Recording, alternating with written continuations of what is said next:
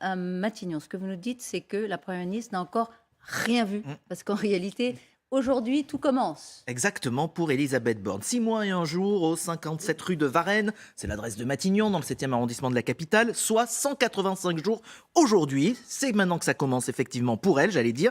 Et pour célébrer cela, une tradition qui remonte à Raymond Barre, nous sommes en 1978, à laquelle cette tradition, Elisabeth Borne ne va pas échapper, c'est la plantation d'un arbre dans les jardins de Matignon. C'est un symbole, mais c'est important. Alors, Elisabeth Borne ne l'a pas encore planté, me confiait ce matin un membre de son cabinet, ça se fera dans quelques jours. Là, vous voyez Lionel Jospin, François Fillon, Édouard Philippe et Jean-Pierre Raffarin qui plantent leur arbre. Alors, dans Il y Paris a encore Match... de la place. Ouais, il y a de la place dans les jardins, ils sont grands, ils sont beaux. Dans Paris Match, Elisabeth Borne disait « Habituellement, on va chez un pépiniériste. Là, j'ai fait le choix de prendre une jeune pousse qui est arrivée comme ça au gré du vent d'un Matignon et ce sera un chêne vert. » Regardez ce qu'elle disait. Une espèce du sud qui saura s'adapter au réchauffement climatique. En plus, c'est un arbre à feuilles persistantes, un signe de durabilité persistante et résiliente, voilà qui me va, disait la Première ministre. Le chêne vert, ça ressemble à ça, c'est ce qu'il y aura dans quelques mois dans les jardins de Matignon.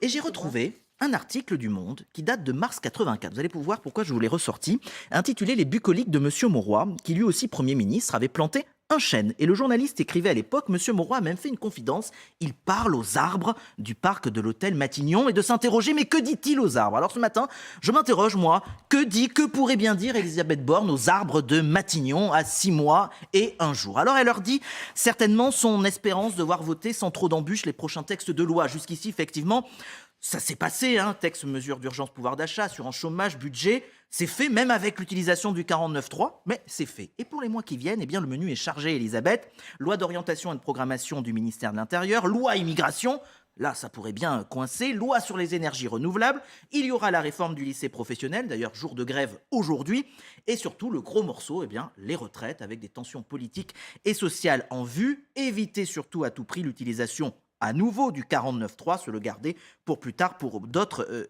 échéances. Elisabeth Borne, aux arbres de Matignon, elle doit leur dire aussi son espoir, qui n'est pas secret, de travailler main dans la main, au coup par coup, texte par texte, avec la droite.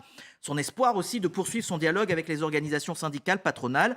Elle doit aussi leur dire sa crainte d'une étincelle, d'un embrasement. Tiens d'ailleurs, même tonalité ce matin chez le patron du Sénat, Gérard Larcher. Alors Gérard Larcher, le climat social. Climat social tendu, d'inquiétude, situation nationale, les coûts de l'énergie, du prix des carburants.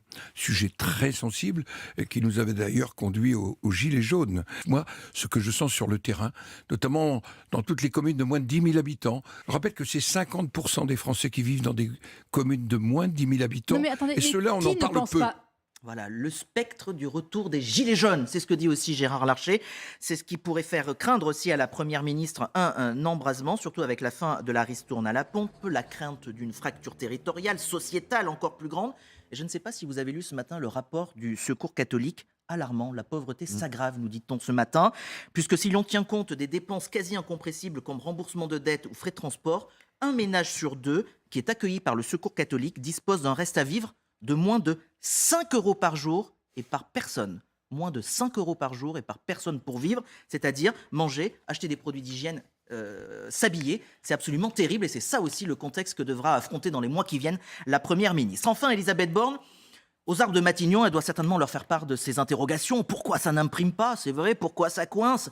En ce moment même, d'ailleurs, elle réunit un séminaire avec l'ensemble des ministres, esprit de groupe, cohésion, que tous les ministres se sentent embarqués, certains pas laissés sur le bord de la route. C'est vrai que c'est difficile d'exister.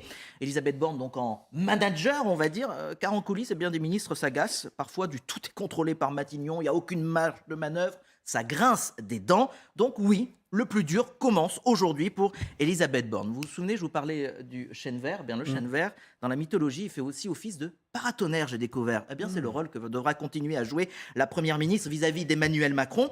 Mais tiens, est-ce que dans 6 mois et un jour, la Première ministre sera encore à Matignon? Oui, je le pense, me confiait un député de la majorité tout à l'heure.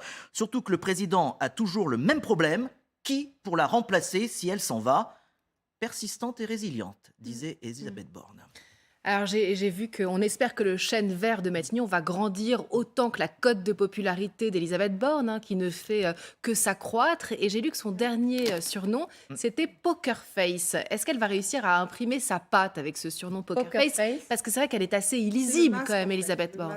Oui, le masque, et puis il y a Quelqu'un qui ne donne pas ses émotions. qui ne donne pas ses émotions, et puis un peu le masque Janus, certains diront. C'est-à-dire que oui, effectivement, elle ne dit rien, elle ne fait rien transparaître comme ça, alors qu'en coulisses, quand vous la côtoyez, même ses collaborateurs disent parfois elle peut être très drôle, elle a beaucoup d'autodérision, mais ça transparaît pas forcément, et même dans ses discours, alors discours de politique générale ou discours à l'Assemblée, on la sent parfois un peu raide, même si on a des moments un petit peu d'humour, mais c'est vrai que son style n'a pas encore forcément été décortiqué ou bien analysé par tout le monde, et notamment même au sein de la majorité. Mais en tout cas, dans des conditions politiques qui sont compliquées du fait de l'absence de majorité absolue, elle tient le rang bien, elle est efficace a priori. Et à propos des arbres, je vais C'est votre appréciation. noter, c'est ce que je ressens, une femme qui est bien plantée dans le sol de la... Bien enraciné. Oui, bien enraciné, qui fait le job a priori. Petite anecdote en Corse, pour la naissance de chaque enfant, on plante un olivier, un arbre, l'arbre de la paix évidemment, le rameau d'olivier, et puis aussi l'arbre de la longévité, puisque certains oliviers peuvent atteindre 2 à 3 000 ans de vie. Elle aurait pu choisir symbole aussi. Merci C'est pour vrai ce moment que- corse, Xavier. Claire. C'était l'instant corse de Xavier Giacometti. Il en faut un de temps Non, en mais temps, c'est important. C'est vrai qu'à tort ou à raison, Elisabeth Borne, les sondeurs le disent, elle est vue comme éloignée des préoccupations des Français. Et malheureusement pour elle, ça risque de s'accentuer, cette impression, avec la réforme des retraites qu'elle va porter très certainement, parce qu'on va dire aux Français, il faut travailler plus, etc., alors qu'ils seront déjà dans des problématiques de pouvoir d'achat, d'inflation. Le prix de l'essence. Merci. Vous avez tendu Julien une belle Arnaud, de nous perche, avoir